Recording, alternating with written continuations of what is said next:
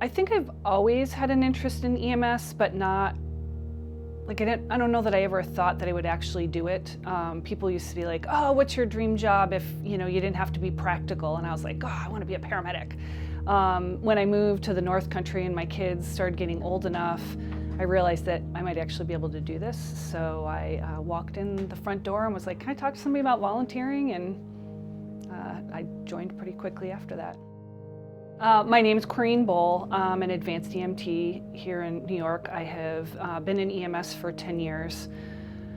And I also am the third assistant chief currently.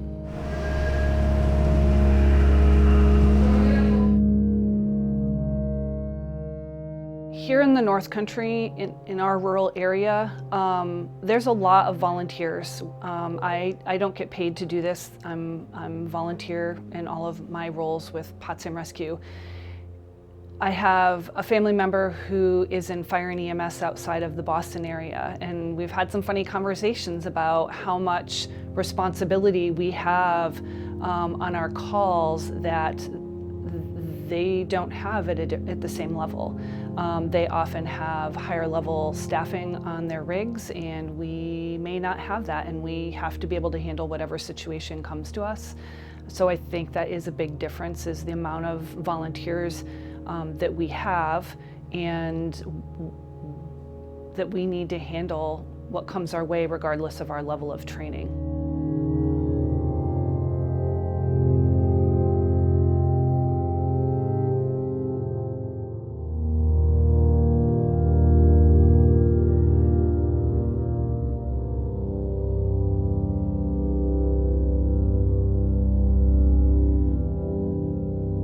My name is Doug Bohl. I am a New York State paramedic, and I am the second assistant chief with Potsdam Rescue.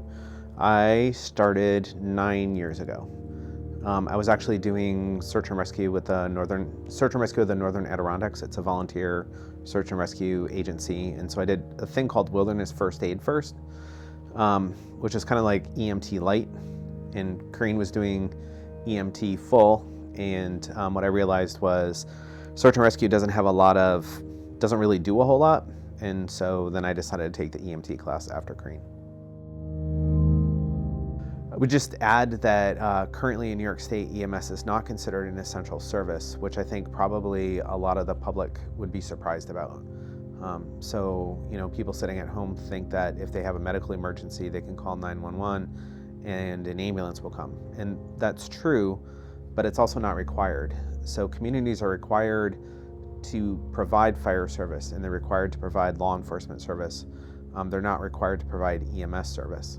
And so, having EMS also be considered an essential service kind of gives it the same importance, and it allows EMS to then go to communities and ask for additional funding so that they can stay in business and provide those services.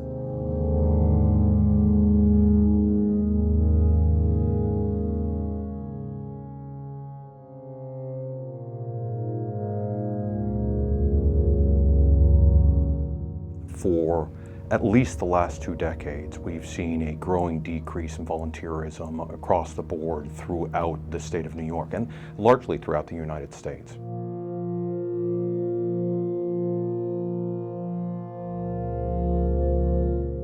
My name is Stephen Button. I'm the St. Lawrence County Attorney. I've served in that role since 2015.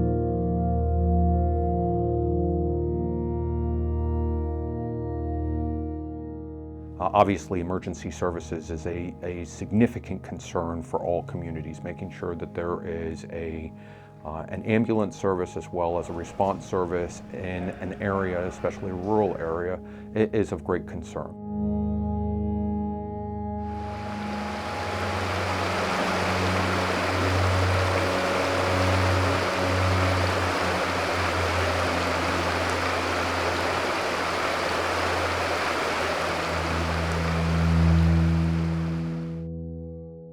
EMS takes a lot of time, and that's just the truth of it.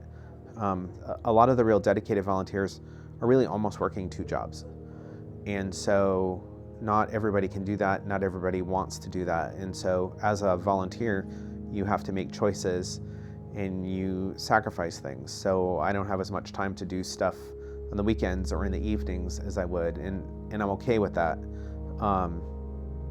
But it really takes a lot of time, and the amount of time that it takes has increased. And so that is something that makes it harder to recruit volunteers.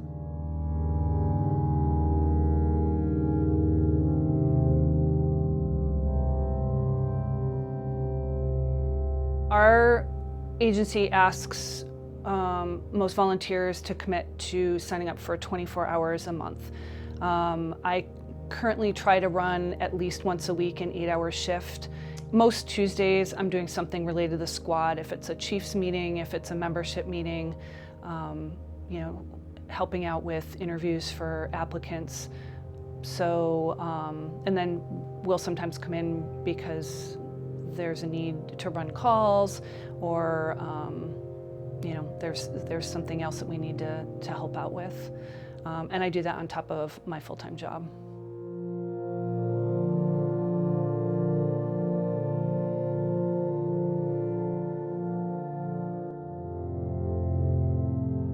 I like working with patients. I really like making people feel more comfortable during a crisis, and helping them to have faith that they're being well cared for, or their loved one is being well cared for, and getting them to the, you know, medical treatment that they need long term to get as well as they can be.